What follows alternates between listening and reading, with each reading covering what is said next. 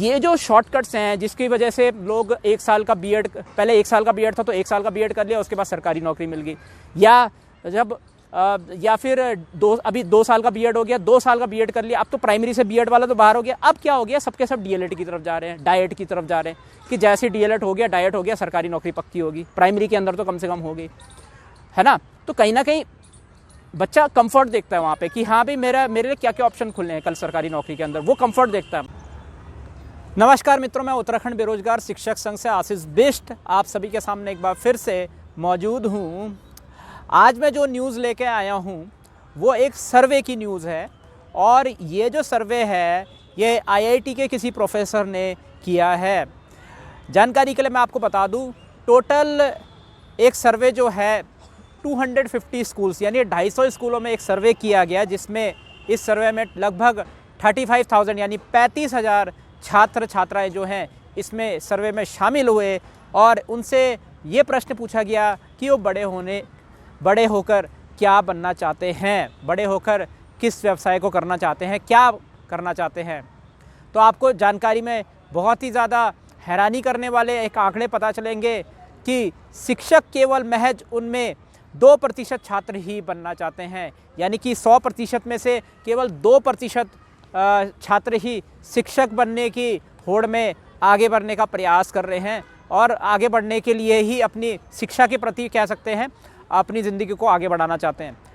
उनके मन में देखिए, उसमें अगर मैं आंकड़ों के अनुसार बताऊं तो 30% बच्चे जो है इस 35,000 छात्रों में से 30% जो बच्चे हैं वो इंजीनियर बनना चाहते हैं, 25% बच्चे जो है वो डॉक्टर बनना चाहते हैं, और बाकी के 30% जो बच्चे हैं वो अन्य प्रकार की जो सरकारी नौकरियां हैं उसमें जाना चाहते हैं।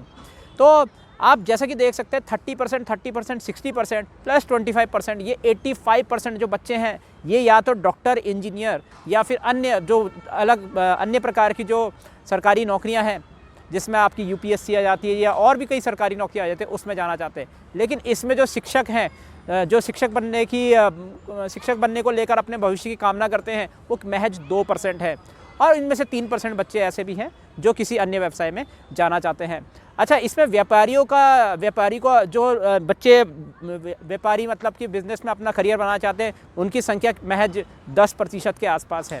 तो 30% इंजीनियर हो गए, 25% डॉक्टर हो गए, इसमें 30% आपकी सरकारी नौकरी के अंदर हो गए, 85%।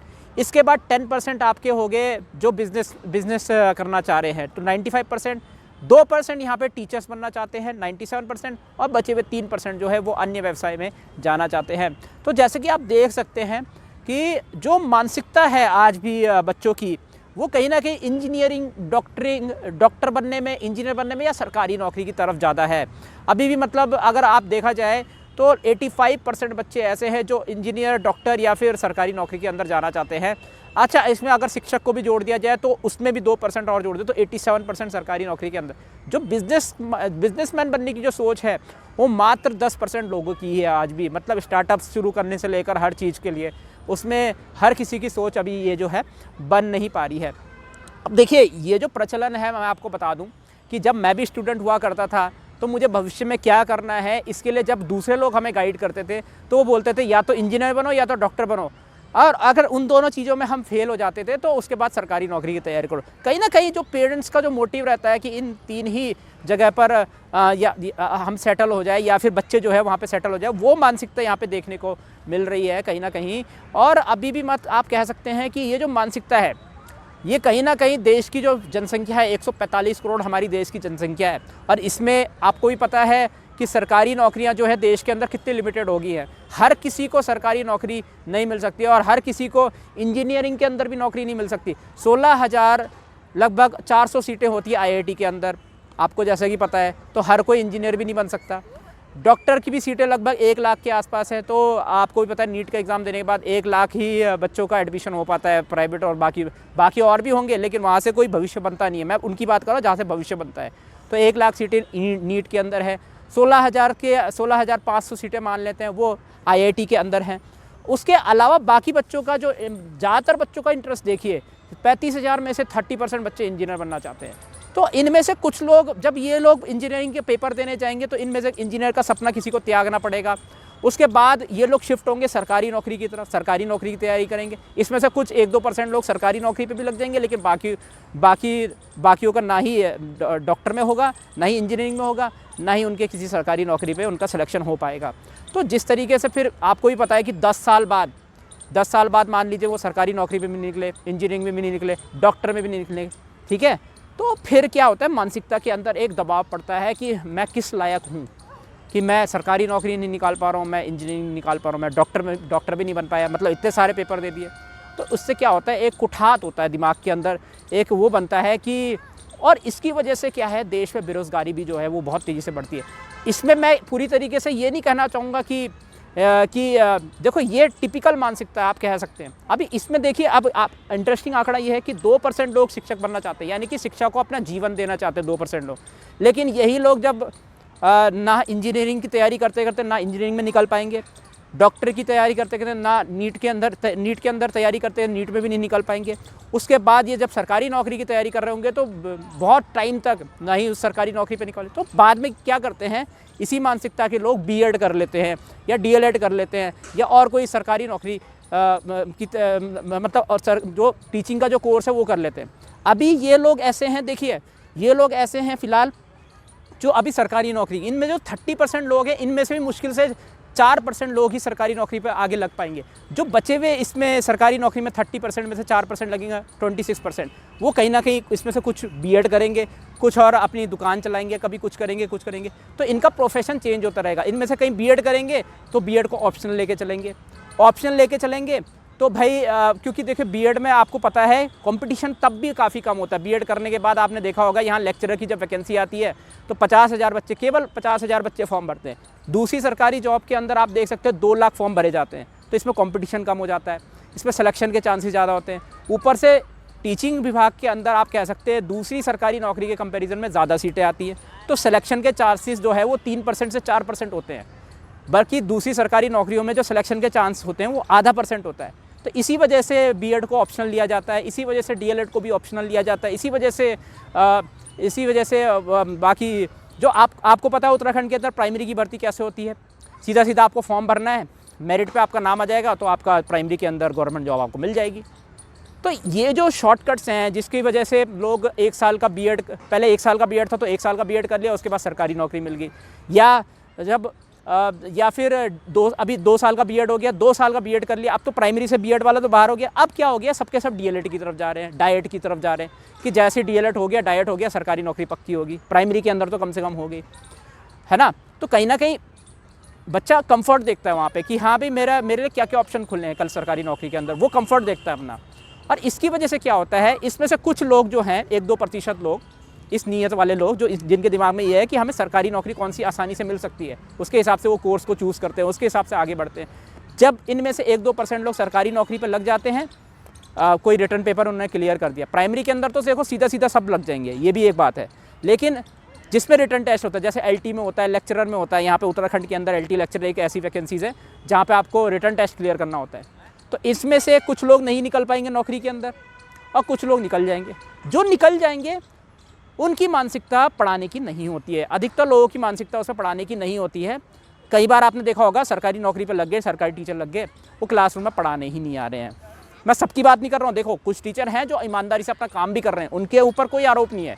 लेकिन जैसे ही उनको एलटी में या लेक्चर में सरकारी नौकरी लग जाती है तो उसके बाद वो उनको पता है सैलरी तो आ ही रही है, तो पढ़ाने की क्या ज़रूरत है। या फिर चलो पढ़ा भी दिया तो फिर कभी मतलब पढ़ा भी दिया तो उस तरीके से देश का भविष्य तैयार नहीं करना है। जैसे कि बच्चों की काउंसलिंग करके जैसे मान लो किसी बच्चे का टैलेंट जो है वो स्विमिंग में है, मतलब वो स्विमिंग में बहुत अच्छा है, तो उसको स्विमिंग के अंदर बढ़ावा देना, मोटिवेट करना, वो वाली चीज़ टीचर वहाँ पे नहीं करता है। कहीं ना कहीं बस सिलेबस कंप्लीट कराने पे ध्यान देता है, या फिर कहीं तो ऐसा भी है कि वो सिलेबस कराने पे भी ध्यान नहीं देते। तो ये जो चीज़ होती है, देखो इसकी वजह से जो है हमारा देश जो है, हमारा उत्तराखंड जो है वो तरक्की नहीं कर पाता है। देखिए इसीलिए मैं कई बार कहता हूँ कि काउंसलिंग करनी बहुत ज़रूरी है बच्चों की। अभी ये जो बच्चे कह रहे हैं कि हमें 30% लोग इंजीनियर बनना है, 25% लोग कह रहे हैं कि हमें डॉक्टर बनना है, 30% लोग बोले हमें सरकारी नौकरी चाहिए, 10% लोग बोले हमें व्यापारी बनना है, और 2% लोग बोले टीचर बनना है, 3% अन्य व्यवसाय बनने हैं।